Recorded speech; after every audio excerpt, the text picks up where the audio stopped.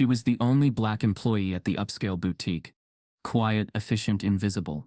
Until the manager screamed, "Stop her," as she stepped outside with her own purse. Security tackled her on the sidewalk while customers filmed, laughing. They found nothing except her employee badge and a receipt. But when corporate watched the footage, what they did next shocked everyone. Before we deep dive into this interesting story, subscribe to our channel and tell us where are you watching from. Share in the comments below. The bell above the diner door jingled like it always did, but this time, it felt heavier, like it announced something the air itself wasn't ready for. Hollow Pines Diner smelled like bacon grease and nostalgia, a place soaked in the slow rhythm of small-town southern mornings. But as Tiana Brooks stepped inside, carrying nothing but a canvas tote and the weight of everything she'd been through, the energy shifted, subtle, sharp, and undeniable. She paused at the threshold, just long enough to take it all in. The counter lined with regulars, the faded Coca-Cola signs, the tinny country music humming low in the background. Her black slacks and crisp pale blue button-down clung to her lean frame. It was the standard waitress uniform, except for one glaring issue. The scars, raised, jagged and ghostly pale against her smooth brown skin, they trailed down her forearms like a cruel signature from a past no one in this town had asked about. And no one needed to, because they were already making up their minds. Tiana kept her chin up, her expression neutral, like she had in basic training when she was taught to walk through gunfire without flinching. But this wasn't war, not the kind with bullets. This was Hollow Pines, Georgia, and its weapons were stairs. The diner owner and manager, Lana McGraw, emerged from the back with a smile that didn't reach her eyes. Late 40s, bleached blonde curls, and an accent dipped in sweet tea and static judgment. She offered a handshake that hovered, as if afraid touching Tiana might be contagious. "You must be Tiana. Lord, you are punctual.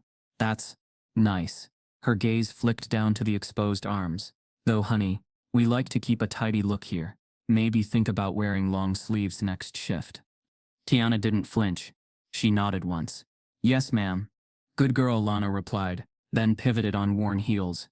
"Come on, I'll show you the floor." The other servers were clustered near the coffee station. 3 white women, all in their 20s, eyeing Tiana with thinly veiled amusement. The tallest one, light brown hair, messy bun, name tag reading Erica, leaned over to whisper something that made the other 2 smirk. Tiana caught the glint of a phone camera out the corner of her eye. The flash was off, but the intention was bright as day. Lana continued her half-hearted orientation as if none of this was happening. "Booth numbers are clockwise. If they ask for sweet tea, they mean real sweet. Don't get cute with Splenda," she said, chuckling at her own joke. "And stay on top of table 5, he complains if the coffee's not hot enough to burn skin." Tiana noted everything. She didn't smile. She didn't shrink. She simply moved. Table 6 flagged her down, 5 minutes into her shift. A man in a trucker hat and sunburnt neck looked her up and down, eyes pausing on the scars. He leaned to his buddy and stage whispered, "Damn. You think she got in a gang fight, or she just clumsy?" His friend didn't answer, just laughed loud enough to make heads turn. Tiana set down their waters without a word. Her fingers trembled for just a second, then steadied. Every table became a minefield. Some customers avoided eye contact. Others gave her polite smiles too quickly, too wide, trying not to stare but failing. One older woman, sitting with a church group, made the sign of the cross when Tiana reached for her plate. The walk-in freezer became Tiana's 5-minute break sanctuary. She stood there, hands braced against the metal shelf, breathing slowly, willing her heartbeat back under control. It was like combat all over again. No gunfire, no IEDs, but the same adrenaline, the same vigilance, the same need to endure, not engage. By the lunch rush, things had escalated. Not in volume, but in precision. Microaggressions disguised as jokes. A server accidentally spilled syrup near her station, and snickered. One busboy kept mimicking a limp whenever she walked by. No one said anything overtly racist. Nothing quotable, just enough to sting, to destabilize. Still, she worked. She kept her tray balanced, her orders correct, her smile mechanical but clean. Tiana had served during monsoon evacuations in Kandahar. She had lifted men twice her size with half her blood left in her body. This wasn't pain, it was insult, and she could survive insult. Until table 4. An older man with a Confederate flag belt buckle and a smirk that reeked of bourbon even before noon watched her refill his cup. She noticed he hadn't spoken to any of the other servers. Just her. As she turned to leave, he raised his voice just enough to slice through the chatter. Should have left her at the VA hospital where she came from. The diner froze. Conversations halted mid-sentence. The clink of cutlery stopped. Someone sucked in a breath too loud. Tiana didn't look back. Not immediately. Her fingers tightened around the coffee pot, knuckles pale, and for a moment, just a moment, she wasn't in a diner anymore. She was back in the field hospital in Kabul. She was hearing a soldier cry for his mother. She was gripping gauze with soaked hands and screaming for morphine. When she finally turned, her eyes found the man's, calm, measured, unmoved. "Enjoy your meal," she said, voice steady, then walked away. But as she stepped behind the counter, she caught a glimpse of Erica typing something furiously on her phone, grinning. The phone buzzed, and somewhere, someone's screen lit up with a message that would soon set the town ablaze. At the end of the shift, Tiana opened her locker to find a torn piece of receipt paper tucked into her apron. A message scrawled in crooked handwriting. "We don't serve scars here. Go back to where you belonged." In the glaring afternoon heat, Hollow Pines felt like a place built to keep outsiders at its edges. The diner's bell jingled incessantly with the comings and goings of locals who, all too familiar with each other, shared hearty laughter and stories over chipped mugs of coffee. Tiana Brooks moved through the shift like a ghost, present yet unseen. Outside, the town's fringes pushed against her existence. This was a place where being an outsider, especially black, came at a steep price. Tiana's journey to Hollow Pines began with salt-stained memories. After her younger brother passed away in the city hospital, an incident as sudden as it was devastating, she'd lost more than family. She lost her roots, her home. Georgia no longer felt like sanctuary. It felt like the soil that swallowed her grief. She accepted the transfer to this nameless diner in a nameless town, because it was safe, anonymous. Her appointment letter had arrived with the same sterile weight as her military discharge paper. The diner was the only place offering her work. It was pity wrapped as opportunity, and the staff, tight-lipped cliques in their matching name tags, felt the pity too deeply. Erica, with her light brown hair gathered in a messy bun, and a voice too casual for its cruelty, seemed to lead the charge. "How's the new girl doing?" she'd asked coworker. The second Tiana passed by. "Scars seem healing nicely. You ever take offers?" A laugh followed, reverberating in the cramped space behind the counter. Tiana pretended not to hear it, but each syllable lodged like a splinter in her calm. The others chuckled, their smiles polite but predatory. It was a microaggression wrapped in fluffy sugar. In the back, where the kitchen lights flickered and the steam rose heavy, the voices were less refined but no less cutting. A cook, mid-30s, greasy apron, posture so familiar in small towns, paused mid-order and muttered loud enough for Tiana to hear by accident. "Probably got discharged for mental problems," he said, without malice, without irony, just stated fact. An unintended admission of assumptions. Tiana's heart jerked, but she replied only to the plates he slid across the pass. Chicken sandwich. Coleslaw going out. Silence like a weight followed her back around the counter. Even young black kids were scarce in this town. Less than rare, almost mythical. She'd seen maybe 2 children of color at the grocery store line earlier, and they had stuck out so much. The phone camera glint in Erica's palm came to mind, a spark she recognized from her first shift. She wondered if those kids were kin or reminder. The lack of community pressed on her, reminding her that she belonged to no one here, that no one expected her to belong. When the lunch rush quieted, she stepped outside for a breath. The sun cocooned her in heat. Cicadas chirped in unison from some hidden stand of locusts. Across the street, a trailer park sat fenced off with old wooden pallets. Smoke curled from one chimney. The signpost near the pavement read, "Welcome to Hollow Pines." Each letter tarnished, something closer to a warning than an invitation. Tiana closed her eyes and saw again the VA hospital intake desk. The white walls, the anxious faces of wounded men waiting for help. She inhaled, tasting burnt coffee and heat, and forced her shoulders back. She had taught herself to stand steady under bombardment. Inside, the diner felt smaller. Voices rose around her. Town gossip, lunch orders, the steady scooping of gravy. She moved with mechanical precision, cleaning tables, restocking sugar packets, refilling salt and pepper shakers. Every gleam on every surface seemed to mock her invisibility. A busboy dropped a stack of plates nearby. The clatter amplified, scattering her thoughts. She flinched, barely sensing what sparked the panic in her chest. She swallowed it down, forced down the nerves, and steadied her breath. She'd done worse. She stayed quiet. At a quiet moment, Lana slid beside her behind the counter. "You're doing fine," Lana said, voice smooth. "Just stick to your tasks, and folks'll warm up to you." Tiana nodded, though she heard the undertone. "Do what's expected. Don't demand more." She carried on. But not everything was expected. The unexpected twist came in the form of a scratchy voice over the PA system, used for paging. "Kitchen." It called. "Front. Page 1. Erica. Erica." It cracked on her name. "Table's ready." The voice belonged to the head cook. He invited Erica to take over a tricky table, maybe one that always complained. But for a flicker, the timing was off. It sounded like he announced, "Tiana." Erica's eyes widened. Someone else snatched up the pager button and clarified, "Hey, we paged Erica. ERICA, not Tiana." It was a moment so small, yet it landed like a spotlight. An admission that Tiana wasn't even supposed to be considered in the first place. She swallowed her empathy. This was no accident. It was the system speaking. She straightened, dropped down the pager, and turned toward the kitchen doors. Before she could say anything, Lana's eyes followed her, worried and annoyed in equal measure. Tiana held herself still. In the back, the head cook watched her from the pass-through window, wiping his hands. He didn't look away. After a moment, he simply asked, offhand but damning in its simplicity, "Why does she always stare off like that?" Something in him didn't sense curiosity. He sounded confused. But what he'd said pushed at the edges of Tiana's composure, pried open a door she'd slammed shut.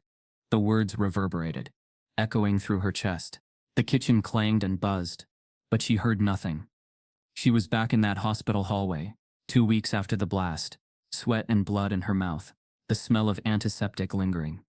She had stared off like that then, too, staring for anything familiar, anything to hold on to.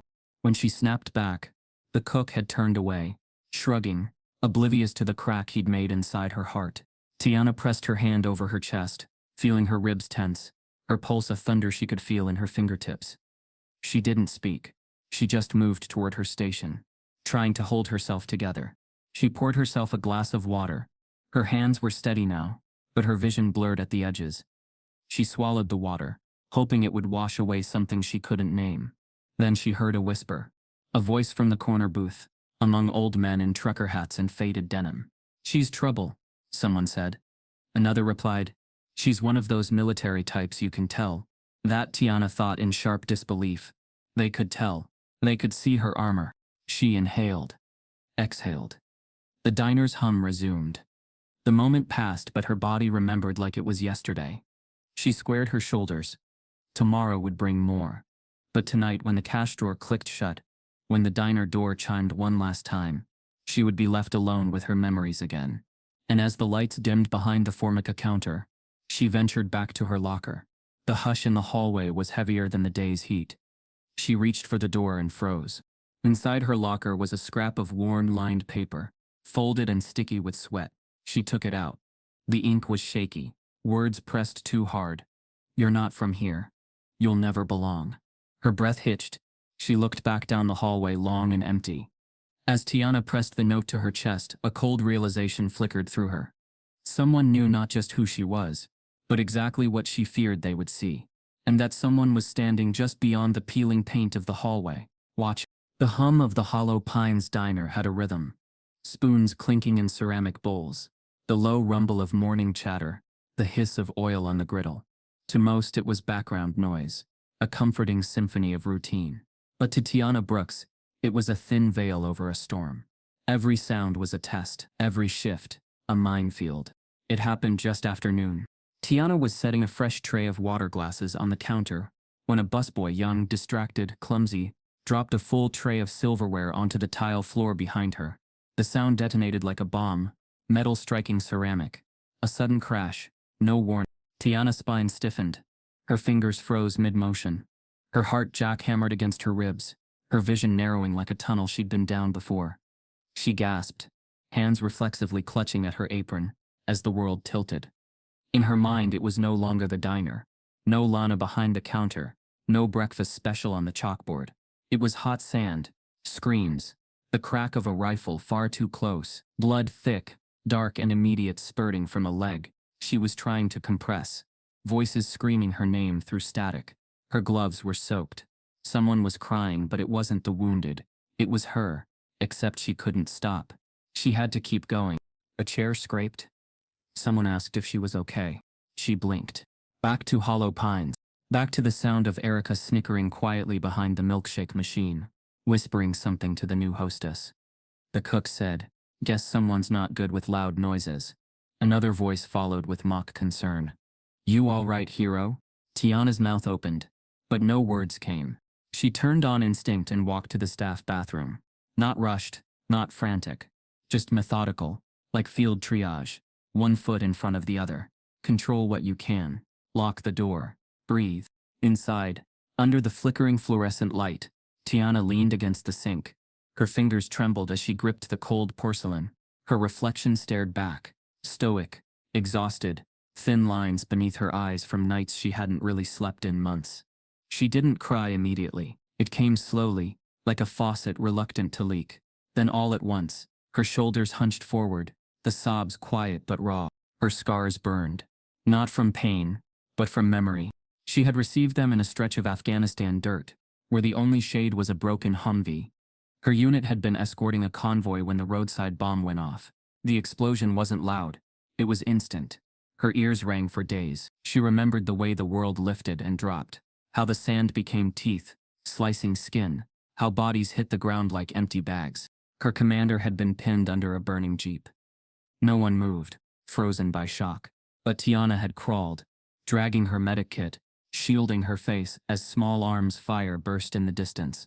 She didn't think. She just did. Tied a tourniquet with shaking hands. Pulled him free with her vest strap. Cursed when her shoulder gave out from the strain. Screamed when her thigh caught metal. She'd felt her skin tear but kept moving. She didn't stop until the evac chopper arrived. They gave her a medal. Called her brave. But no medal could quiet what came after. She ran cold water over her wrists now, watching the drops trail down her skin and into the sink. Her breath slowed. Her eyes closed. For a moment she didn't feel alone. She felt haunted. The knock came soft, 3 taps. Then Lana's voice, neutral, cautious. "Breaks over in 3, Tiana. You good?" She didn't answer. Later as she emerged, the diner had shifted back into its rhythm, like nothing had happened. Erica raised a single eyebrow, but said nothing. A customer grinned too wide and said, "Thanks, sweetheart." As she refilled his tea, she moved slower, quieter, as if her bones had aged 10 years in the span of 10 minutes. Behind the counter, the radio played an old Willie Nelson song, the kind that made nostalgia feel like a weight. Tiana felt it too, but not for home, or comfort, for silence, for not being watched, for not being judged by things she couldn't erase from her body. That night, the locker room was silent. The others had left already, their perfumes and cheap hairsprays lingering like ghosts. Tiana opened her locker, peeled off her apron, and was just about to reach for her tote bag when she noticed something tucked between her folded sleeves. At first she thought it was a receipt, but when she unfolded it, her stomach dropped.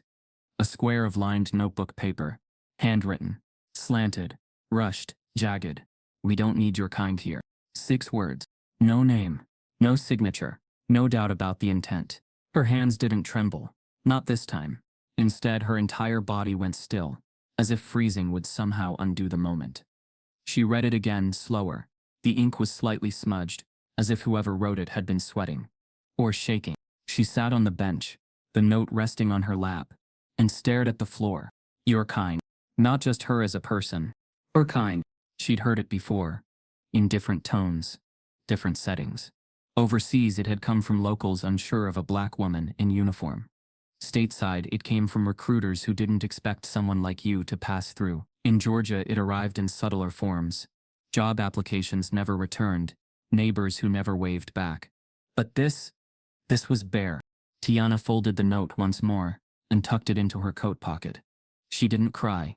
She didn't rage. She simply stood, gathered her things, and walked out. But in the parking lot, as the wind shifted and the cicadas returned to their chorus, she looked back at the diner. Its yellow neon lights flickered weakly in the dark. And she wondered, Not for the first time, if a place built on the comfort of sameness would ever make room for someone like her. The gravel crunched behind her. She turned. Nothing there. But her gut twisted. Someone had watched her read that note. Of that she was sure, and they hadn't stayed to be seen. The next morning, before she even clocked in, Tiana found a folded newspaper clipping taped to her locker. No message, just a headline circled in red ink. Veteran with PTSD causes scene in Florida diner. Community demands ban on vets with issues. Whoever left it knew exactly what wound to poke. The break room was supposed to be neutral territory. A place of microwave meals, lukewarm coffee, and tired sighs after the breakfast rush. But in Hollow Pines Diner, the break room had become something else entirely. A backstage for whispered cruelty. A place where jokes were weapons, and silence only sharpened their edge. Tiana knew it the second she stepped in and heard the laughter stop. Erica was perched on the counter, swinging one leg while balancing a container of yogurt in one hand, her phone in the other. The two other servers, Mindy, all false empathy and tight blonde curls, and Cassie, who hid her sharpness behind glasses, stood by the fridge, giggling. The moment Tiana entered, the energy shifted, like they were caught mid-prank. Tiana said nothing. She never did. She opened the cabinet to get her water bottle, turned toward the table, and that's when it happened. Erica cleared her throat theatrically, slipped off the counter, and began to limp dramatically around the room, dragging her right leg just slightly, exaggerating her shoulder movements, and throwing in a pained wince for effect. "Oh no," she groaned mockingly. "Incoming trauma, get the mop." Mindy doubled over laughing. Cassie shook her head, biting her lip, pretending not to enjoy it. Tiana didn't flinch. She simply unscrewed her bottle cap and took a slow drink. "I mean, if you're gonna have scars," Erica added with a grin, "at least make up a better story than I'm a hero from a place no one asked about. Right?" Silence thickened the air. Tiana turned to leave. That should have been the end of it. But things escalated faster than anyone expected. Later that afternoon, while returning a dirty tray to the back, she heard the kitchen cook. Chuck, broad-shouldered, sleeves permanently rolled up with tattoos that faded into grease, call out as she passed, "Yo, Patchwork, you missed table 8, coffee refill." She paused, slowly turned. "What did you call me?" she asked, her voice low. Chuck wiped his hands on his apron, not even glancing her way. "Nothing. Thought that's what they called you."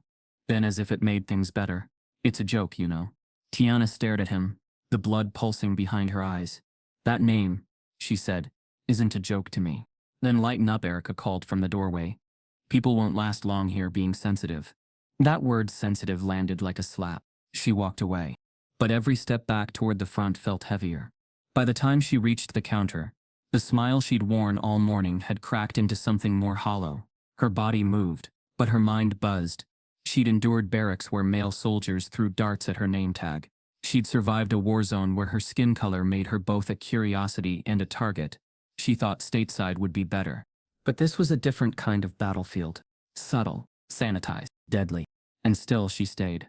Because quitting meant failure. And failure was something she'd trained her entire life to fight against. Until that evening. The sun dipped low, casting golden streaks through the diner windows. The crowd was thinner now. Only the regulars remained, mostly older men who'd claimed their booths like thrones. As Tiana poured coffee for Mr. Redfield, a farmer who came every Thursday for chicken fried steak, he looked up at her with something between pity and caution. He didn't smile, just watched her for a long moment, before saying quietly, "This town doesn't forget where you're from." Tiana blinked. "Excuse me?" He sipped his coffee. "They see someone different, someone who don't play by their rules. They don't forget, and they don't forgive. You best understand that before you decide to stay too long." She didn't answer. She just nodded, her face unreadable, and walked away. But inside, something stirred. Not fear, not even anger. Weariness. A deep, bone-level ache that told her she was fighting a battle no one else could see, and one she was slowly losing. Later that night, in the dim hallway near the lockers, she sat with her head bowed, elbows on her knees. Her shift was over. Her feet hurt. Her heart hurt more. She held her phone loosely in one hand. No messages, no missed calls, no one to reach out to. And then, the doorbell chimed. Not the usual jingle. This one sounded different. Sharper. Heavier. She looked up through the hallway window and froze. A man had entered the diner. Tall, broad, older, dressed in clean military fatigues, tan and olive, badges neatly displayed across his chest. He stood just inside the doorway, scanning the room like he was looking for someone. Not confused, not browsing, searching. And then he saw her. His body stiffened. His eyes locked onto Tiana's with such intensity that it cut through the fluorescent haze of the diner. For a beat, everything stopped. Chuck stopped wiping down the griddle. Erica lowered her phone. Mindy froze mid-laugh. The man didn't smile. He just stared at Tiana, like he'd seen a ghost. And as he stepped forward, his voice broke the silence with only 2 words, spoken like an accusation. Or maybe a plea. "Brooks? Medic?" The air felt different the moment the man stepped fully inside. His boots clicked softly on the tile, too clean to be fresh from any field, but worn enough to tell stories. He stood tall, posture straight even with the weight of age across his back. The fatigues were well pressed. His nameplate Briggs, clearly visible, and a weathered Vietnam veteran patch rested proudly on the left side of his jacket. Tiana stood rooted near the server's station, her fingers loosely gripping a tray, knuckles pale. His eyes, sharp and quiet, locked with hers, but unlike the others in this town, they didn't scan her with pity or suspicion. They searched for something deeper. Recognition, memory, truth.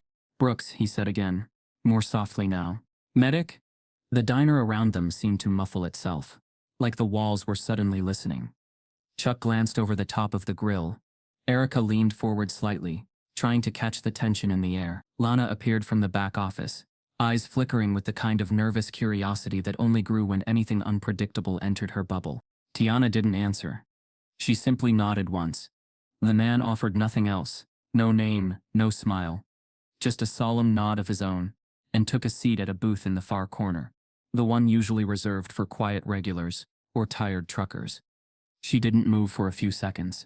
Her pulse had picked up again, the kind that came not from fear but from memory clawing its way up her throat. Then instinct took over. She grabbed a fresh pot of coffee, straightened her apron, and made her way toward his booth. He didn't say a word as she approached, just turned the mug right side up without looking at it. She poured in silence, the rich smell of dark roast rising between them. The steam felt like a curtain. Only when she placed the pot back on her tray did he speak. "I saw it," he murmured, his voice gravelly but gentle. "Your wrist. That tattoo." Tiana instinctively touched her left forearm, where the sleeve had briefly ridden up earlier during rush. "3rd Battalion Combat Medics," he continued. "Kabul. I knew someone who was there. Same year you were." Tiana didn't flinch, but her throat tightened. She offered a tight nod and said quietly, "That's not something I advertise here." He met her gaze with something like understanding. "No," he replied. "Not many would understand anyway." She started to turn, ready to walk away before anyone noticed, but his voice caught her again. "I'll be here tomorrow morning, early," he said. "If you've got 10 minutes. She hesitated, then gave the slightest nod before returning to the counter. Walter Briggs didn't linger after that. He sipped his coffee, paid in exact change, and left no tip. But what he did leave behind was folded beneath the mug. A small note, neat, handwritten. "3rd Battalion, Kabul, we need to talk." Tiana spotted it while clearing the table, and the moment her fingers touched the paper, her hands trembled. Not from fear. From the sheer flood of memory. The note was a lifeline, and a landmine. She tucked it into her pocket quickly, but not quickly enough. Across the diner, Erica had seen the exchange. Not the note itself, but the look, the pause, the subtle shift in Tiana's face. And more importantly, the tattoo. She narrowed her eyes, stood slowly, and made her way toward the booth. She moved like someone trying to look casual, but her hands clutched her phone like it was a weapon. She lingered near the table, pretending to adjust a napkin holder, and snapped a quick photo of the empty coffee cup and the folded napkin where the note had once been. She smiled at the phone like she'd just discovered buried treasure. Tiana returned to the kitchen to grab more refills, unaware. But Erica was already uploading the image into a group chat titled Staff LMAO, caption, "PTSD Princess has a pen pal now. Probably another soldier who didn't see combat." The message sent. The damage began. By the time Tiana returned to the locker room at the end of her shift, the air felt off. Lighter, but only because the tension had changed shapes. She opened her locker and found nothing inside but her bag. The note was still in her pocket, folded and warm from her palm. She unfolded it once more, stared at the handwriting.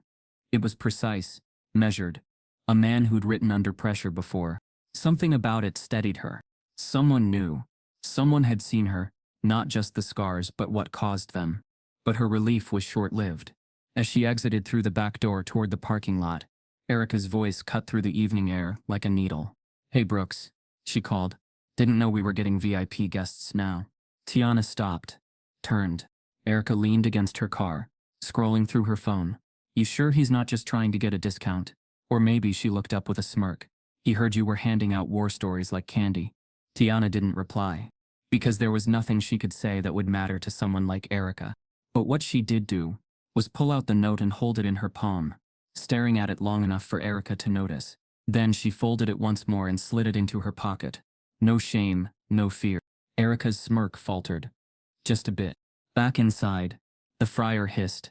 The booth where Walter Briggs sat remained empty, except for the indentation of his elbows in the vinyl and the faint scent of soap and starch. That night, Tiana received a friend request from an account with no profile picture. Just the username I3rd Battalion Ghost, and a single message: "I know who you saved. And I know what they're hiding." The lie didn't need to be spoken out loud. It had already begun to spread the moment Erica pressed send. The photo she took, an empty coffee mug on a laminate table, a folded napkin, and the slight outline of Tiana's tattooed wrist in the corner, made its way through group chats, private Facebook groups, and the local forum known as Hollow Pines Truths. The caption Erica used was simple, sarcastic, and loaded with enough implication to ignite suspicion. "So our new server's a war hero now." Funny, she never mentioned that when she applied. The photo had no context, no proof, no truth. But it had an audience. By morning, the whispers started. Mindy caught Tiana before opening shift and said with a forced smile, "Hey, so like, I heard you were in the army or something. Like combat? Tiana gave her a neutral nod, brushing past. "Yeah, something like that." "Just asking," Mindy called after her, her tone too sweet. "Just curious." Chuck, back in the kitchen, leaned into Lana's office before shift change. "Hey, we vet people before hiring, right? Just seems kinda dangerous. Hiring someone who might snap or lie about their background." Lana didn't respond at first, but by the next week Tiana's name started vanishing from the prime lunch shift board. It wasn't a conversation. It was a pattern. 3 days later, she clocked in and noticed her hours had been trimmed down again. No explanation, no errors in scheduling, just a quiet cut. She'd gone from 30 hours to barely 7. When she approached Lana at the end of shift, Lana glanced up from her receipts and offered a diplomatic shrug. "We're just overstaffed right now," she said. "Nothing personal, Tiana. It's slow season." But it wasn't slow season. And everyone else's schedules were full. The racism wasn't loud. That was the thing. It was just loud enough to echo. By Friday, customers were asking not to be seated in her section. One woman, wearing a sweatshirt with the local church's name stitched across the chest, leaned over to the hostess and whispered, not quietly enough, "Is there someone else available? I'd just feel more comfortable." The girl at the front, barely 19, gave Tiana a sympathetic glance but didn't speak. Tiana served water to a couple who wouldn't meet her eyes. She caught the woman shifting her purse closer to the inside of the booth. By that afternoon, someone had uploaded a screenshot to Hollow Pines Truths, a grainy still from inside the diner, showing Tiana walking past a table. The post read, "She doesn't even act like a veteran. Real vets don't bring attention to themselves. What if she's just saying all this for sympathy?" There were comments now, dozens of them, some cruel, others conspiratorial, most anonymous. "Her story doesn't add up. She probably Googled some battalion names and got a fake tattoo. I served, and I can tell when someone's lying. This chick's a fraud." And then came the worst one, written by someone hiding behind a pseudonym. Typical. Trying to milk that victim narrative. This is what happens when you let just anyone in uniform. Tiana read the post late at night in her small single-bedroom apartment. She sat in the dark, the light of her laptop screen illuminating her face. She read each line twice, some 3 times. Not because she didn't understand, but because she couldn't believe how easy it was for people who'd never known her, never bled, never stood under enemy fire, to rewrite her life with a keyboard. She didn't cry. She didn't yell. She shut the laptop and sat in silence for a long time. When she showed up for work the next morning, the stares were different. Not curious, not mocking. They were afraid. Erica walked past her locker, letting her fingers drag across the metal as she spoke loudly to Mindy. I mean, anyone can say they served. But like, where's the proof, you know? Tiana didn't respond. She walked past them with practiced indifference, though every nerve in her body begged to speak, to scream, to remind them that she'd held the dying, that she'd sewn flesh closed while mortars fell nearby, that she had names on her conscience, names that didn't belong in a rumor mill. But she said nothing. Not until Walter Briggs returned. It was just after 10 a.m. He came through the door in civilian clothes this time. A plain green jacket, pressed slacks, and a stern face that turned more serious the moment he stepped inside. He didn't sit this time. He walked straight to the counter where Tiana was wiping down a syrup bottle and asked quietly, "Can we talk?" Outside, Lana saw the exchange. So did Erica. Tiana nodded. They stepped out back, into the alley, where trash bins lined the wall and the hum of the town faded into background. Walter didn't waste time. "I didn't expect this kind of mess," he said, eyes scanning her face. "But it looks like your past is being challenged. And if you want to shut them down, you'll need to show something real." Tiana crossed her arms. "Like what?" "Commendation letters. Discharge paperwork. Anything official. These people aren't gonna believe your scars." Her voice cracked slightly. "I didn't come here to prove anything." "I know," he said, his voice softening. "But they're turning your silence into guilt." She looked down, brow furrowed, breath shallow. "I have it," she said finally, "in a folder, at home." "Good," Walter nodded, "because if they're gonna keep calling you a liar, it's time they saw what real honor looks like." She looked up, uncertain. "Even if I show them, they'll just find another reason to hate me." Walter's expression hardened. "Then you show them for you, not for them." Just as they stepped back inside, Lana called Tiana over and handed her a piece of paper, her upcoming schedule, 4 days scratched out, her name barely there, and at the bottom a handwritten note, "Pending review." Tiana looked up, confused. Lana avoided her eyes. And then Erica smiled from across the room, phone in hand, uploading something she hadn't yet shown anyone. Tiana hadn't slept. The folder sat on her lap as the sky turned from purple to gray, and dawn crept across her small apartment like an intruder. She had opened it once, just to make sure everything was still there, and then left it untouched on the couch beside her. It felt heavier than paper, like it carried the weight of everything she had tried so hard to bury.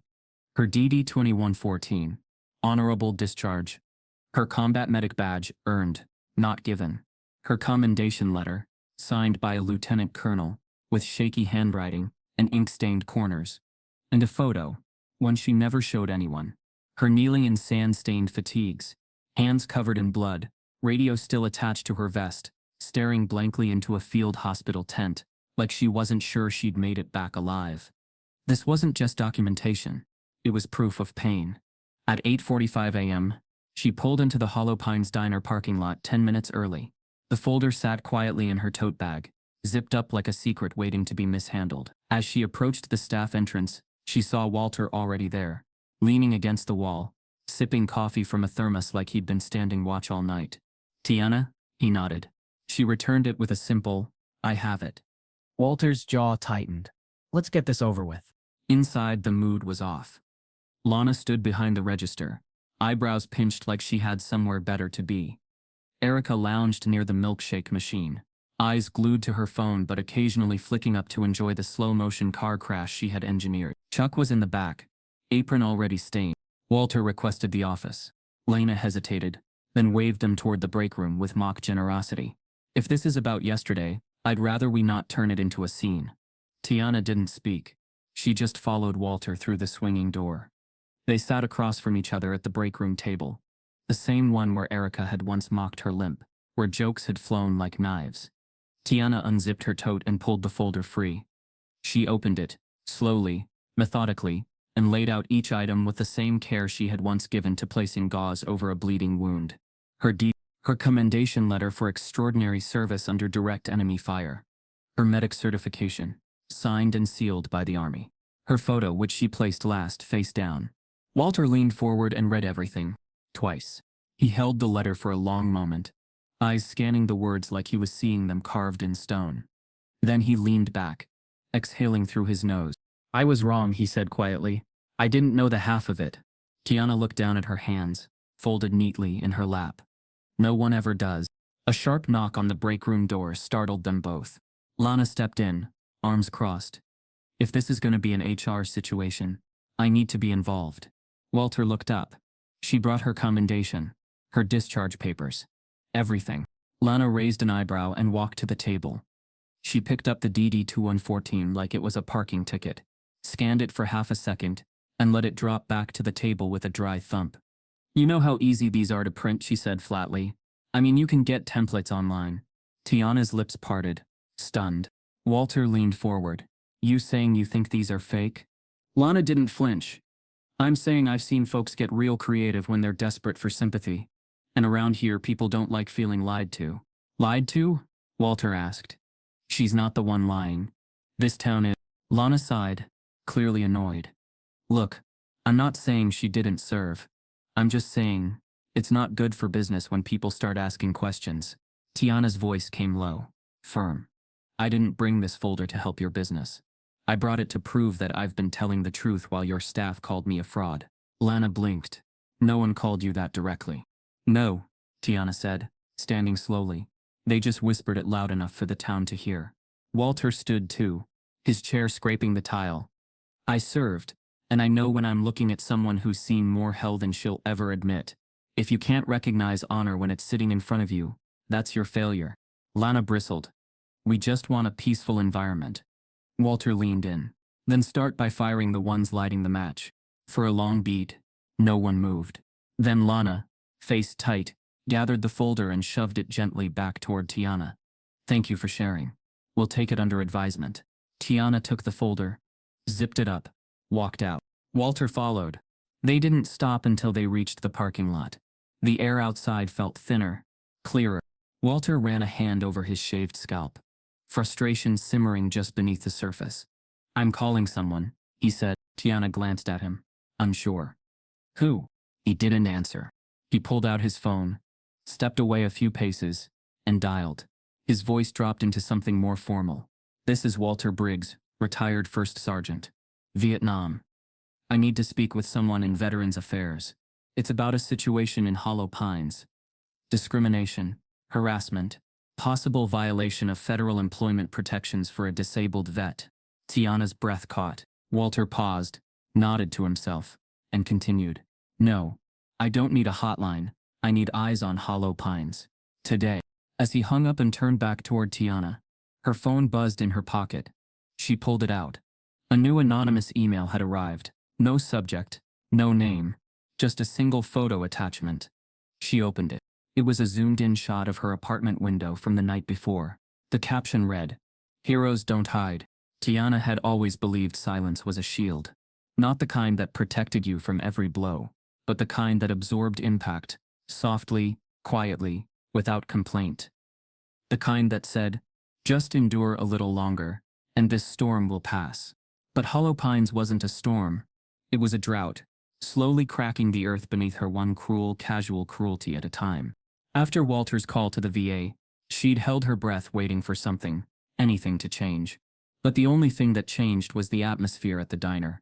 It wasn't just cold now, it was radioactive, a quiet that buzzed like static, a silence filled with looks that lasted too long, conversations that stopped too suddenly, and laughter that always seemed to follow just after she passed. It was during the Monday lunch rush that everything cracked. The day had started like all the others. Tiana clocked in, kept her head down, did her job. Lana barely looked at her. Erica didn't speak, but the kitchen was louder than usual. Chuck and two new line cooks laughing at something, huddled behind the order window. The sounds weren't like the usual diner chatter. They were sharper, more deliberate. Around 11:32 a.m., the prank started. Tiana's pager buzzed twice, signaling a kitchen call. She wiped her hands and stepped through the swinging doors. Chuck glanced up, barely hiding his grin. Got a call for you, he said, pointing to the dusty landline mounted on the wall. Said it's urgent. Military. Her stomach twisted. She frowned. Military? He shrugged with mock innocence. Didn't leave a name. Against her better judgment, she picked up a beat of silence on the other end, then static. Then a low, distorted voice came through. Brooks. Unit 3 Alpha. This is command. Why didn't you save him? The voice was male, mechanical, cartoonishly deep. Why did you let your CO bleed out? You left him behind. That's dereliction, soldier. Click.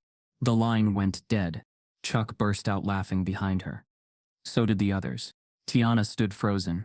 The phone receiver slipped from her fingers and hit the wall with a dull thud. She walked out of the kitchen without saying a word, her legs moving on autopilot. Her tray trembled slightly in her grip as she approached table 7, where a couple waited on their BLTs. Her vision started narrowing again. The edges of her sight grew foggy. The smell of cooking oil and bleach turned thick and acidic. Someone dropped a plate in the kitchen. Loud, metallic, explosive. The sound detonated something deep in her chest. Her knees buckled. The tray crashed to the floor, water and ice splashing across her shoes. Her hand reached for the edge of a booth, but her fingers slipped on the laminated wood. Her breath hitched, short, sharp gasps. Her ears rang. Her pulse roared. She sank to the floor in the middle of the diner, curled inward, arms over her head. The world around her blurred into colors and noise. Customers stood. Lana shouted something unintelligible. Erica stood wide-eyed near the milkshake machine. Mindy covered her mouth in faux horror. Chuck peeked from the kitchen, expression unreadable. Tiana's body was shaking. Someone called. Walter arrived moments later, having just parked across the street. He rushed inside to see 2 EMTs kneeling beside Tiana, checking her vitals. She was still semi-conscious, murmuring fragments of code words. Bravo 3, morphine, pressure lost, hold the artery. Walter's face hardened. Get her to the ER now, he growled at the medics. One of them glanced up. Sir, she's disoriented. Could be a seizure. Could be trauma. Walter turned to Lana, who stood frozen by the coffee station. You let this happen? He asked, his voice low and dangerous. Lana didn't answer. The ambulance lights flashed red and white across the window panes as the EMTs loaded Tiana into the back. Walter climbed in beside her, gripping the side rail. As they sped off, the diner slowly resumed movement, like a scene restarting after being paused. But something had shifted, and not in Tiana's favor. An hour later, a video hit social media. Vertical, grainy, shaky. Someone had filmed the whole thing from behind a booth. The moment her knees gave out, the cries, the shaking, the collapse. Uploaded by a burner account with no followers. Captioned in bold white font. Fake soldier freaks out at work. PTSD or just guilty. Within minutes it had over 3,000 views. By sunset it was on the front page of the Hollow Pines community forum. Dozens of comments flooded in. She probably staged the whole thing. Classic guilt breakdown. I knew something was off. She's unstable. Shouldn't be near customers. And she wants us to believe she was some kind of war hero? Walter stood in the hospital hallway, pacing. Tiana was resting, sedated. The attending doctor had called it a stress-induced dissociative episode, triggered by sensory overload, rooted in unresolved trauma. The scars weren't just physical, they were neural, etched into every reflex she carried. But the town wasn't interested in healing. It was interested in spectacle. Meanwhile, Lana posted a public statement on the diner's social media. We are deeply saddened by the events of today, and are conducting an internal review to ensure a safe and comfortable environment for both our staff and patrons. Nowhere in it was Tiana's name. Nowhere was there accountability. Walter stared at the post on his phone, fury thick in his chest. He looked out the hospital window, watching the slow crawl of dusk over the Georgia sky. Silence hadn't worked. Tiana had tried to keep her head down, to survive it quietly, but now that silence had been twisted into guilt, into shame, into proof for people who already believed the worst. They had tried to bury her with their whispers. Now, they were trying to bury her with their footage. And still, no one from the diner had called her. Not once. That night, as Walter scrolled through the hateful comments, a new one appeared at the bottom of the thread. Anonymous. No photo. Just, if she's telling the truth, why did the real commander never come forward? The video didn't just go viral. It exploded. By 6 a.m., the 47-second clip had been reposted on multiple platforms: Facebook, TikTok, X, Instagram Reels. Each version trimmed, edited, and repackaged with a different caption. Some called her dramatic. Others accused her of faking PTSD for attention. A few asked if she was mentally fit to work in food service at all. But the loudest ones were hateful. The original uploader remained anonymous, but the impact didn't need a name. Within hours, the clip hit 500,000 views, and within that sea of digital noise, a tidal wave of racism swelled. Sarcasm, slurs, and suspicion cloaked in Southern politeness. This is why you don't give them uniforms. I've seen better acting on Lifetime. Lying for benefits is a full-time hustle now, huh? Always playing the victim card. What a disgrace to real soldiers. Tiana sat in her hospital bed, staring at the screen of Walter's phone. The brightness was too high, but she didn't blink. Her name wasn't in the captions, but her face, her pain was there for the world to judge, dissect, and discard. Walter lowered the phone gently. "Don't read anymore," he said, voice firm. "It's poison." "I don't even know who filmed it," she whispered.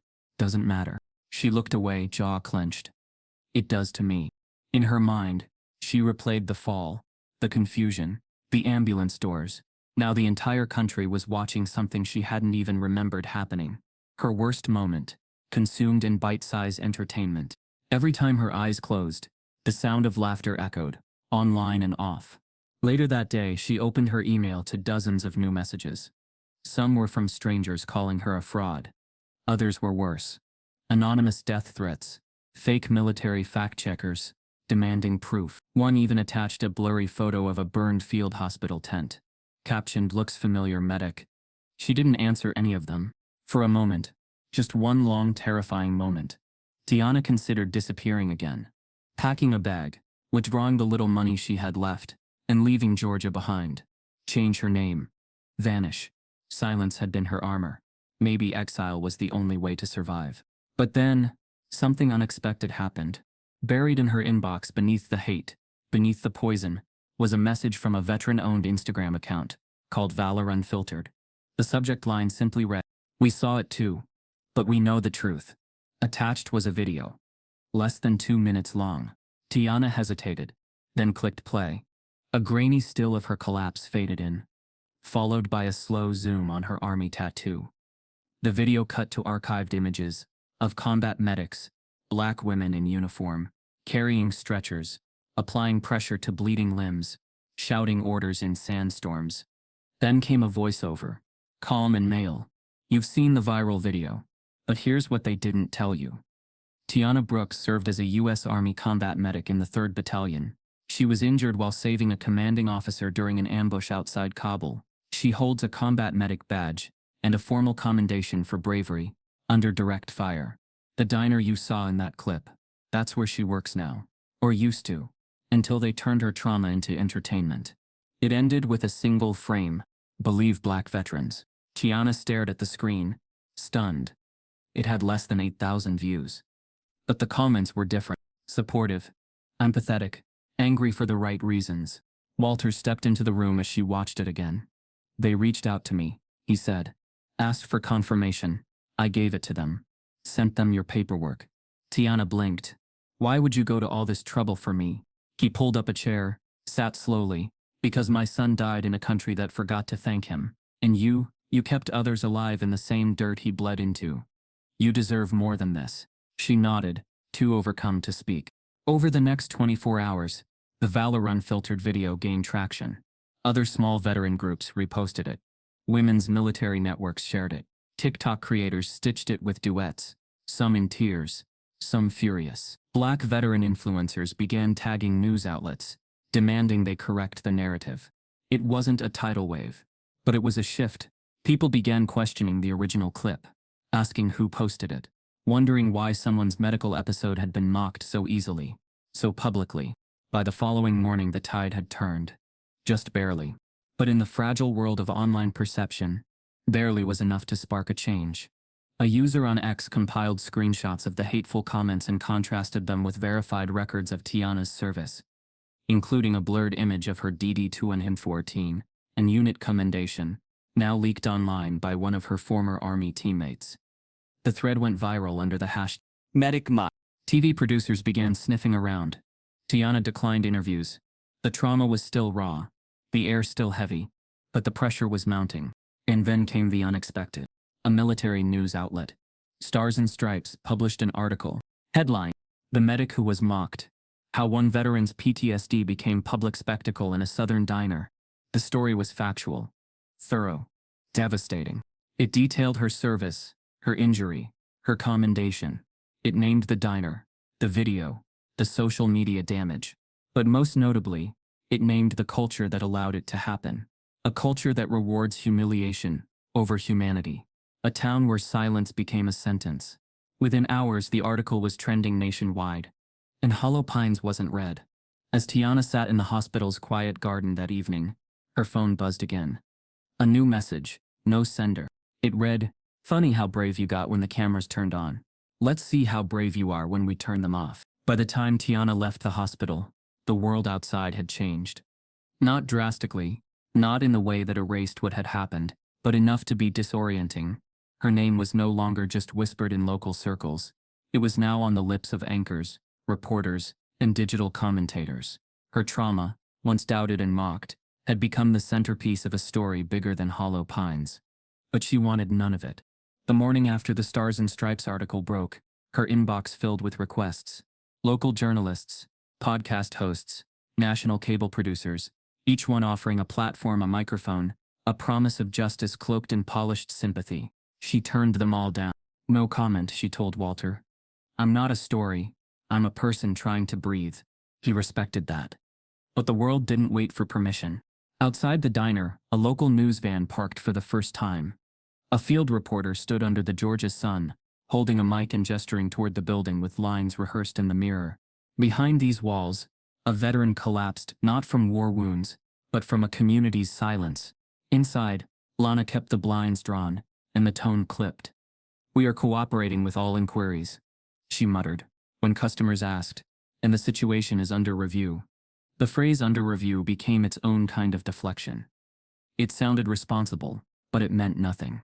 But what they hadn't expected, what none of them had planned for, was that Tiana's silence was starting to sound louder than their denials. The mayor of Hollow Pines, Calvin Reeves, issued a formal statement 3 days after the viral article hit national syndication. "We are deeply troubled by recent events surrounding a veteran and longtime member of our armed forces. We've called for an internal investigation into the management practices at Hollow Pines Diner, as well as broader cultural concerns raised by the public outcry." The town flinched. Walter sat with Tiana on her front porch that night, watching the mayor's face on a grainy livestream. "You hear that?" he said. "They're scrambling now." I don't want to be a symbol, she whispered, eyes on the twilight horizon. "You already are." He paused. "And Tiana, there's something else you should know." She turned to him slowly. "My son," Walter said, "was in Kabul the same year you were." Her breath caught. "He was with the 3rd Battalion, medical transport. Went down during an ambush outside Jalalabad. We were told he died instantly." She nodded, barely breathing. Walter reached into his wallet and unfolded a photo. A young man, olive-skinned, bright eyes, the same half-smile Walter wore when he wasn't trying to be tough. He wrote home a week before he died. Said a medic saved his CO during an ambush. Said he watched her drag the man out while taking shrapnel herself. Said she never screamed, just moved. Tiana stared at the photo. The field behind the soldier looked familiar. Too familiar. "I remember him," she said softly. Walter's throat tightened. "Then I've been standing next to the woman who kept my son alive long enough to write me one last letter." They sat in silence for a long time after that. The following morning, Lana posted a notice on the diner's corkboard. "Effective immediately, Erica G is suspended pending outcome of internal review." It wasn't much, but it was the first acknowledgement that the tide had shifted. Erica didn't show up for work that day, or the next. Her social media went quiet. She deactivated her Instagram after commenters began posting side-by-side screenshots, one of her mocking Tiana, the other of a crying vet sharing his own PTSD breakdown online. The contrast was brutal. The comment sections, even worse. Mindy still showed up, but now kept her eyes down and her tone neutral. Chuck worked silently, saying little. Even he understood now, whether out of guilt or self-preservation, that some lines once crossed could never be uncrossed. Walter stopped by every day. Sometimes he said nothing. Other times he brought newspapers and folded them beside her locker. Articles clipped, names circled, stories underlined. One morning he left a sticky note that read simply, "Keep standing. The world is watching now." But even as the world watched, the shadows didn't stop moving. Because on the 7th day since the video went viral, something unexpected arrived. Lana intercepted it first. An oversized manila envelope, stiff and official, marked not with a local sender but with a government seal, the Pentagon. She walked into the back, envelope in hand, her face tight. "Tiana," she said, holding it like it might burn her fingers. "This came for you." Tiana took it without a word. The moment she touched it, her breath changed. Her fingers knew the texture. Military correspondence had a weight, a presence, and this was more than acknowledgement. She sat in the break room, unfolded the flap, and pulled out the contents. Inside was a typed letter on formal Department of Defense letterhead. "Miss Brooks, it has come to our attention that your recent experiences have sparked a national conversation about the treatment of veterans, particularly women of color, returning to civilian life. Your record has been reviewed by our office and found exemplary. Enclosed, please find an updated commendation reaffirming your actions under fire during Operation Phoenix Shield. Beneath it, a new medal. A second commendation. Signed and verified." A postscript followed in handwritten ink. "Not everyone is blind. You were never invisible to us. CO, 3rd Battalion." Tiana held it in her hands for several long minutes, unable to move. Walter entered the break room a moment later. "You all right?" She turned to him, eyes glassy. "I just got seen." He nodded, gently, then whispered, "Finally." But before Tiana could even stand, Lana re-entered, face pale. She was holding a phone. "You might want to see this," she said. On the screen was a live stream broadcasted by a protester outside the diner. Behind him stood a small but growing crowd. And in front of the diner window, spray painted in thick black letters, "Stolen Valor Whore." The words still burned on the diner's window, thick and jagged like they'd been carved in tar. "Stolen Valor Whore." Spray paint dripped under each letter, bleeding down the glass like sweat from a wound. It had been scrawled in the early morning hours, sometime between when Lana locked up and the first delivery truck pulled in. No security cameras had caught it. No one claimed it, but everyone saw it. By 8 a.m., photos of the vandalism were already online. Some were blurred by local news reports. Others posted raw by people who couldn't look away. By noon, it had already been reposted thousands of times with hashtags like "Support Our Vets" and "Justice for Tiana." Tiana stood across the street, arms crossed, the Pentagon letter still folded tightly in her coat pocket.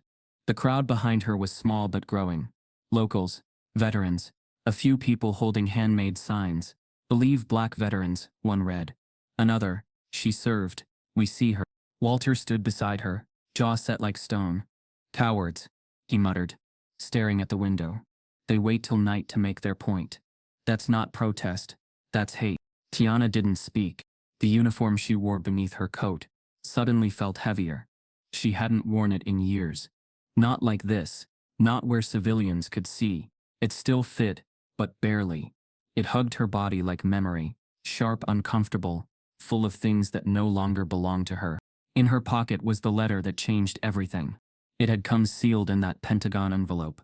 A clean, formal apology from the Department of Defense. Acknowledgement of her service. Validation of her commendation. Confirmation of her battlefield injury. And an invitation. "We would be honored to have you as our guest at the 3rd Battalion Commemoration Gala, hosted in Washington, D.C. You will be recognized for your actions in Operation Phoenix Shield and your resilience as a veteran facing post-service challenges." Tiana had stared at that line for hours. Recognition. For something she never asked to be noticed. Her first instinct was to decline. Why go where more cameras would wait? Why step into another spotlight she didn't request? But Walter had said something that stuck. Sometimes we show up not for ourselves, but for the ones they never gave a ceremony to. 3 days later, Tiana stood in the marble lobby of the National Military Honors Hall, her hands shaking inside polished dress gloves. The gala was everything she feared. Uniforms and glittering medals, floor-length gowns, crisp tuxedos and cold champagne. A sea of men and women with shoulders squared from years of training and eyes that occasionally lingered too long on her. But this time, the stares weren't judgment. They were reverence. Her name had become known now, not just for the video or the breakdown, or the slurs, but for the truth, for the scars, for the silence she carried with dignity. A colonel in a navy dress jacket escorted her to the front row. Her chair had a name card. SGT, Tiana Brooks, U.S. Army, Rad. Walter sat beside her, suited and stoic, the father of the soldier she saved, now the man who refused to let the world forget her worth. The lights dimmed. A major took the stage, voice echoing off the walls like command fire. We are gathered tonight not only to honor valor in combat, but resilience in peace. The war doesn't end when the uniforms are folded. It echoes through memory, through silence, through the everyday battles our veterans fight long after the battlefield goes quiet. He turned to Tiana. Tonight we honor Sergeant Tiana Brooks, combat medic, survivor, and the embodiment of service beyond the uniform. Applause thundered through the room. Tiana stood slowly, her chest tight, her legs steady. When she stepped onto the stage, the lights blinded her momentarily. But in the crowd, she saw Walter rise to his feet. Others followed, a standing ovation, not for a viral clip, not for pity, but for a truth that could no longer be denied. She took the mic, unsure if her voice would carry, but it did. I was trained to run toward pain, not away from it, she began. I was taught to apply pressure, stop the bleeding, stabilize the wounded, but nothing trained me for what happens when the world you protected doesn't protect you back. She paused. I didn't come tonight to be forgiven. I didn't come for attention. I came for everyone who's been told they were too broken to be believed. For everyone who was mocked for surviving. Her voice cracked, but she didn't stop. I came because silence didn't protect me. But standing did. The room held its breath. Then exploded into applause again. Louder, longer. Tiana stepped down, metal gleaming against her uniform. Heart heavier but somehow more intact. Walter met her at the base of the steps. You did good, soldier. She smiled faintly. Feels like I just survived another war. But back home, the battlefield was still waiting. They landed back in Georgia just before sunrise. The airport was quiet. The ride into town even quieter. Walter drove, his hands gripping the wheel like he was trying to will the road into submission. When they pulled up to the diner, neither of them expected what they saw. The building was cordoned off with yellow tape. A sheriff's cruiser sat parked nearby. A maintenance worker was hosing down the sidewalk. Tiana stepped out of the truck slowly. Walter followed, tense. The diner's windows had been shattered. The door was splintered near the lock, but it was the walls that said the most. New words had joined the spray paint from earlier. Liar. Not our hero. Vets don't break. And then the one that made Tiana's knees nearly buckle. Your blood's not real. She took a shaky step forward. The maintenance worker looked over his shoulder, startled. You're her, he said, not unkindly. Tiana nodded once. I didn't see who did it, he offered. But it was bad. They came with masks, quick, like they practiced. Walter stood behind her, face like stone. They didn't come for the truth, he said softly. They came to make noise. But noise, Tiana whispered, can't erase truth. At that moment, her phone buzzed. A private number. Unknown, she answered. A gruff voice, low and hesitant, spoke on the other end. This is Lieutenant Parker. I'm the CO you pulled from the burning Jeep in Kabul.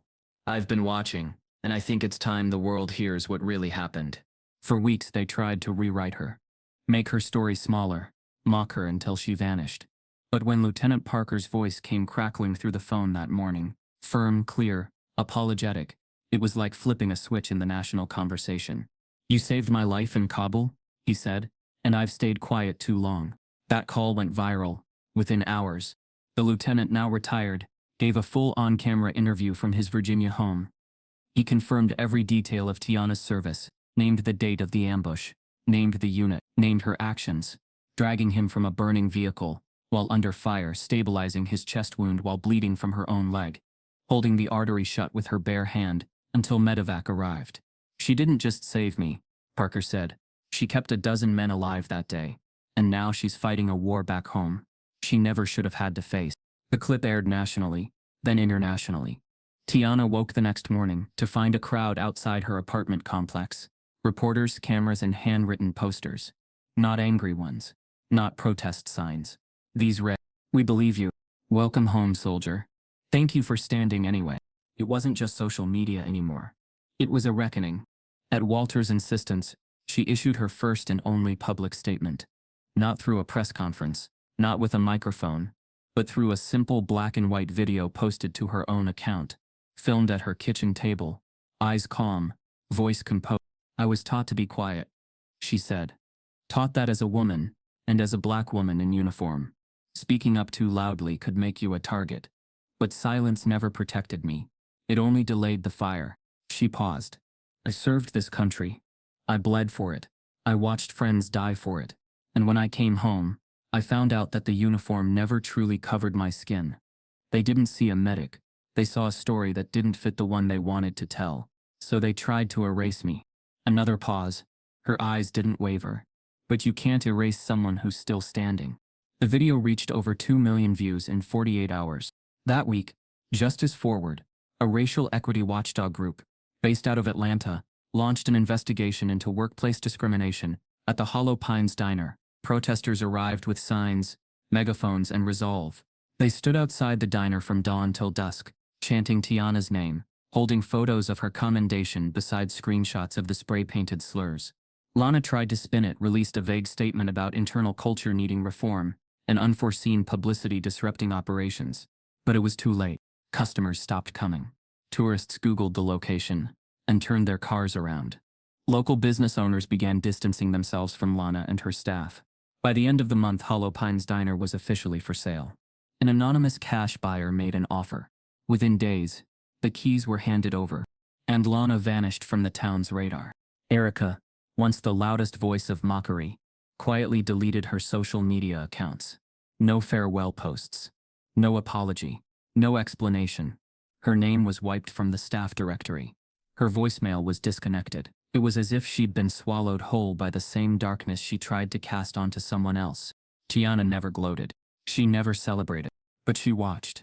Watched as the building that once rejected her story now stood shuttered, silent. A for-lease sign, sun-faded in the window. Watched as her silence, once weaponized against her, had been reshaped into something powerful. Truth. One afternoon, she and Walter sat on a bench outside the town library, watching a few scattered birds fight over crumbs. He handed her a plain white envelope, sealed and creased at the edges.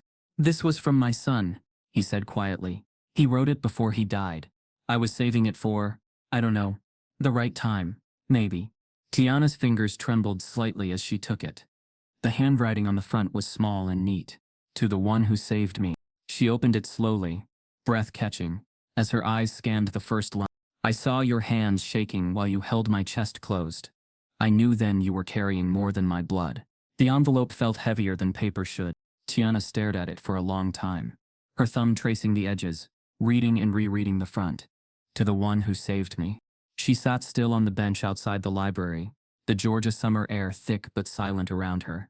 Walter said nothing beside her, his presence steady, a silent shield, if the emotions decided to overwhelm. With careful fingers, she peeled open the flap and drew out the letter. The paper was yellowed just slightly, creased in the middle from years tucked away. The handwriting was familiar. Military print, uniform but human, not typed, not rehearsed. Each line felt like it was written in a rush between duty and danger. She read, to the medic with the steady hands, "I don't know your name. I don't think I ever got the chance to ask. Maybe I did and forgot. Shock does that. But I remember your face. I remember the way you didn't look scared, even though I know now you were. You kept pressing your hands to my chest. And you whispered something, can't recall the words exactly. But I know it calmed me. I'd been bleeding for I don't know how long. I thought I was dying. And then I saw you. Dark skin, tired eyes, a tremble in your lip that didn't match your hands. You looked like you'd already seen hell and didn't flinch anymore. I think you knew I wouldn't make it back. And that's what made what you did so damn brave. You didn't treat me like a casualty. You treated me like a person. And that gave me peace." Tiana blinked, her throat tightened, the words slipping through her like water through cracked hands. She kept reading. "My dad's a vet too. Old school. He always talked about honor and sacrifice. He doesn't know I started writing letters like this. One for every person I thought deserved to know they mattered. So this is yours. If this makes it to you, if somehow he meets you one day, tell him I wasn't afraid when it ended. I was grateful. Because you gave me time. Time to write this." Time to feel something other than pain in my last hour. You didn't just save me. You carried something I couldn't. And I hope someone carries you too. When you need it. PFC Mason Briggs. 3rd Battalion Combat Medical Transport. By the time she finished, her hands were shaking. The tears came hot and sudden. Not because she hadn't cried before, but because this was different. This wasn't pity. This wasn't trauma. This was recognition. She had spent years wondering if Mason had even made it through the chopper ride. If he'd been awake. If he'd known she stayed with him until the rotors drowned out his heartbeat. And here he was, in ink, telling her he did. Walter remained quiet, his gaze focused somewhere in the distance. Maybe on the words he already knew. Maybe on the weight his son had been carrying. Maybe on the woman beside him, finally letting herself break. Tiana folded the letter carefully, like a flag. He remembered everything, she whispered. Walter nodded. He did. I didn't think he was aware enough. He was bleeding so fast. He was aware of you, Walter said softly. That much I know. She leaned forward, burying her face in her hands. The sobs weren't loud. They weren't theatrical. They were deep, from the center of her body, grief and gratitude braided together. The ache of being seen by someone who owed her nothing, and yet gave her everything she hadn't asked for. Closure. When she finally looked up, her face was streaked, but her spine was straighter. There was pain still, yes, but it had shape now. She could carry it. She handed the letter back to Walter. You sure you want me to have this? He shook his head and pushed it gently back toward her. It was always meant for you. She placed it back in the envelope, tucked it inside her jacket like a medal, and sat back against the bench, exhausted but calm. A beat passed. Then Walter turned to her with a softness she hadn't heard in his voice before. You ever think of running your own place? He asked. Tiana blinked, caught off guard. Like, a diner? Not like that, he said, gesturing across the street to the now shuttered Hollow Pines diner. I mean one that's yours, with your name on the door, your story on the walls. A place where people like you can walk in and not flinch when the silence gets heavy. She scoffed lightly. I've barely got enough left in me to run my own life. Walter tilted his head. You said you didn't want to be a symbol, but maybe what you are is a seed. Maybe you build something that makes the next Tiana feel a little less alone. She looked at him, unsure. I don't know anything about running a business. You didn't know how to save a bleeding man under gunfire either. You just did it. That made her laugh, a cracked, short sound. He stood stretching his back slowly, wincing like the years caught up all at once. I've got some funds saved, he said. VA pension, plus a little tucked away.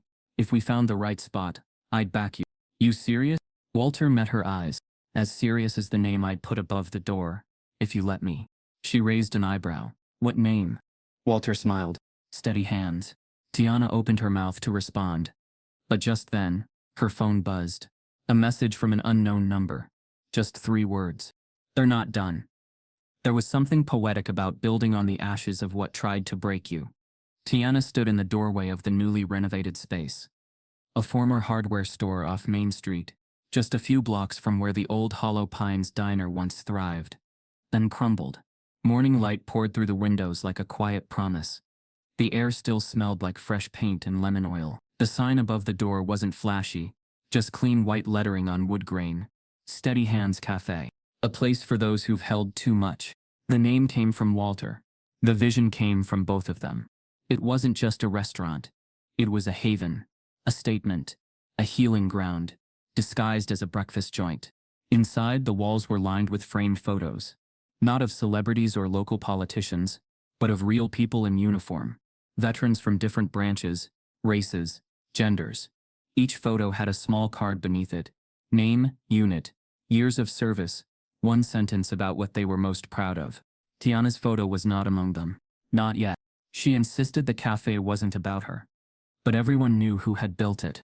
Walter stood near the front counter, reviewing the vendor delivery list.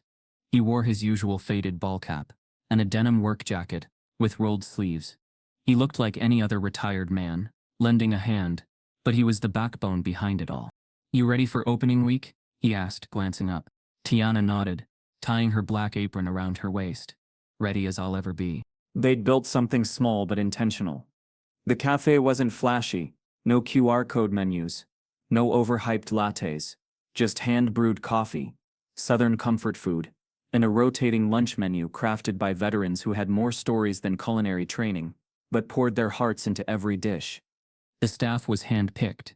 Maria, a former Air Force technician with a scar down her cheek and a sharp wit, ran the back kitchen. Lena, a soft-spoken National Guard vet, worked the register and wrote poetry on the side.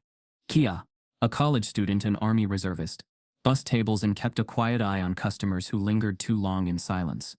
And then there was Tiana, quiet, observant, guiding the team with the same steadiness she once used to stitch a wounded soldier's leg, while under mortar fire. Customers trickled in by mid-morning. Some were locals, cautious, curious. Others had driven miles after seeing the cafe mentioned in follow-up segments on the Tiana Brooks story, which had become a national example of resilience against racial harassment and veteran erasure. Some came just to say thank you. Some came just to sit somewhere they didn't have to explain themselves. By week 2, the cafe was busier than they had imagined. A man with an oxygen tank rolled up to the counter and pointed to Walter. "You're the dad of that kid who wrote the letter, right?" Walter nodded. "That's me." The man smiled, wheezing softly. "I served with his unit. Your boy, he was good." And that medic he mentioned in his last note. His eyes shifted to Tiana, who had just emerged from the kitchen. That woman saved lives most folks never knew were in danger. Tiana didn't reply. She just refilled his coffee. That was enough. The cafe didn't boast its purpose, but its walls spoke volumes. The music was soft, the customers were kind. No one looked twice at scars, visible or otherwise.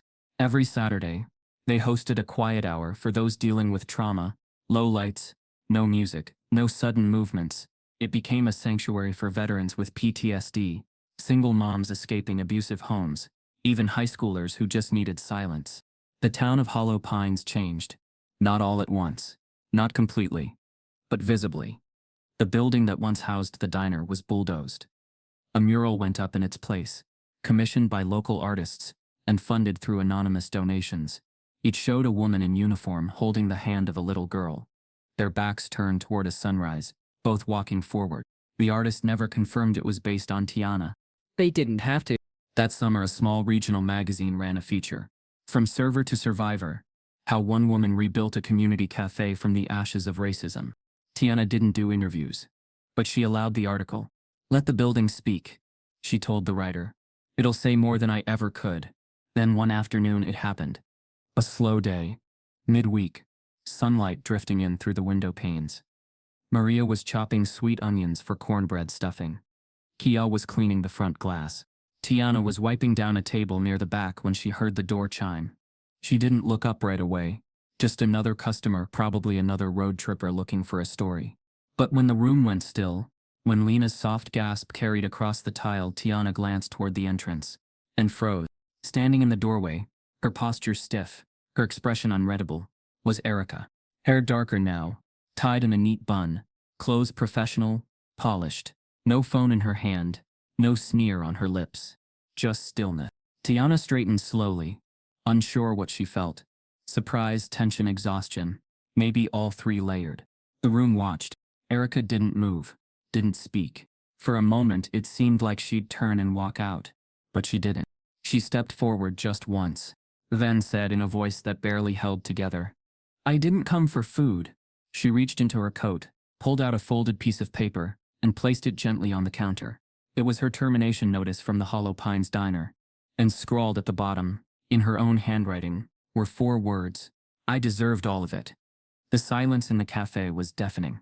Tiana stared at the folded termination notice on the counter, creased, stained slightly on the edges. Her eyes didn't move to the paper as much as they stayed locked on Erica's face. The woman who once mocked her limp in the break room now stood with her shoulders slightly hunched, hands at her sides, breathing like she'd walked 1,000 miles to get here.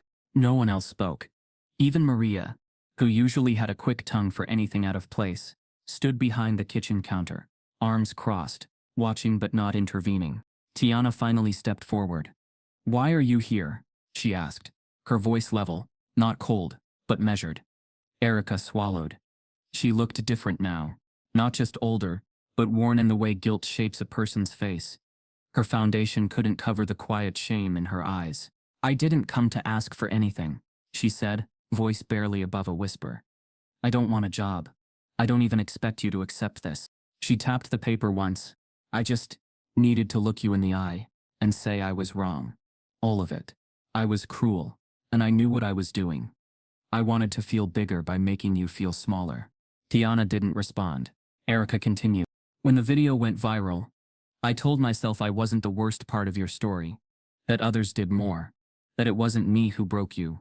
But then I watched your interview, and I read the letter from that soldier, and I saw the window outside your diner painted with hate, and all I could think was, I helped light that match. The cafe stayed quiet. Customers at tables glanced sideways but kept eating, sensing the gravity of the moment. Tiana looked down at the paper again. You wrote this line. I deserved all of it. What did you mean? Erica took a shaky breath. I deserved the fallout, the job loss, the public shame. But more than that, I deserved to see what my silence, my jokes, my little lies cost someone. I deserve to feel what it's like to be on the outside.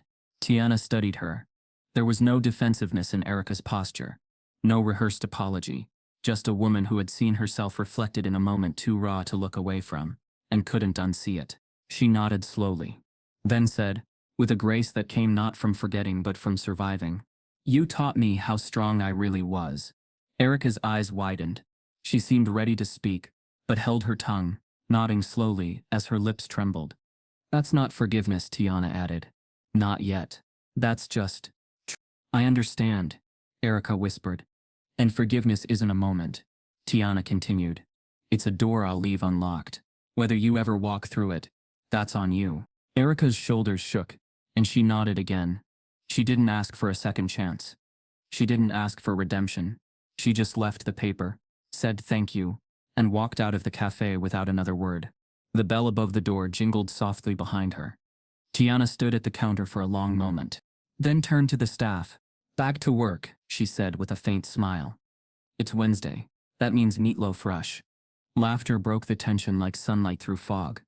Maria muttered, You're gonna make me cry in the middle of mashed potatoes. The rest of the shift passed like any other. But something inside the cafe had changed. Subtle, profound, and unshakably permanent. Weeks passed. Steady Hands Cafe thrived.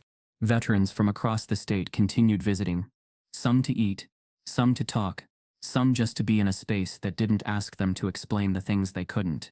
The front wall now held a new mural commissioned by a black female veteran artist from Atlanta. It depicted a pair of hands, strong, scarred, cupped gently around a small flame. Above it, stenciled in quiet gray, some scars carry light. Below the mural hung a framed shadow box, Tiana's original unit patch, her combat medic badge, and a simple plaque that read, SGT, Tiana Brooks, for the lives you saved, and the light you became. The cafe never boasted about its origin story. It didn't need to. The walls spoke, the food healed, the people who gathered within its doors carried the message forward. On the cafe's 6-month anniversary, Walter arrived before opening hours, a to-go coffee in one hand, and something hidden beneath his coat in the other. Tiana was sweeping near the front when he called her over. I've got something, he said. She raised an eyebrow. You already brought coffee. What more could I need? He smiled and pulled a small box from under his jacket. Inside, a clean, unused unit badge, the same kind she wore on her uniform years ago. Below it, a nameplate not yet engraved. You said this place wasn't about you, Walter said. But maybe it's about starting a chain. Tiana glanced at the kitchen, where a new girl, Zaria, barely 20, fresh out of a short-term deployment, and looking for her first job stateside, was prepping the prep station, sleeves rolled up over healing burns. She smiled, walked over to Zaria, and gently pinned the unit badge to the edge of her apron. Zaria looked down, confused. What's this? Tiana simply said. You're not here to just serve food. You're here because you carry something strong. Zaria blinked hard and nodded, lips pressing into a firm line. Tiana stepped back, letting the moment settle. Outside, across the street, a black SUV idled with tinted windows. The driver never stepped out. But inside the cafe, a silent alarm went off in Tiana's chest. Some scars didn't fade, and some enemies didn't stay gone. No one should have to prove their worth just to be treated with basic dignity. She didn't ask for special treatment. Just fairness. Just humanity. If you've ever felt unseen, unheard, or unjustly judged,